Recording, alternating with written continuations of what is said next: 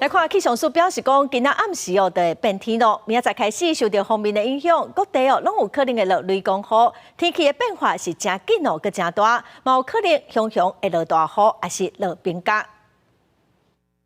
周四，明天呢要特别留意，在锋面的影响之下，各地都会转为可能会有发生阵雨或是雷雨的状况。那在对流发展旺盛的时候，可能会带来局部的强阵风、雷击，甚或是冰雹等剧烈天气现象。从周六到周日，随着锋面的通过以及后方的强烈大陆冷气团南下，比较偏凉冷的时间点，在周一的晚上到周二的清晨左右，中部以北及东北部的低温可以来到10度、11度左右。气象专家表示讲，拜四开始哦，锋面落南，全台湾拢会落雨。下礼拜啦是有强烈大陆冷气团的报告，后礼拜的雨水才会较长好。各地哦拢是大冷的天气，中北部佮有东北部旷阔地区温度有可能会无到10度，会直寒到后礼拜3。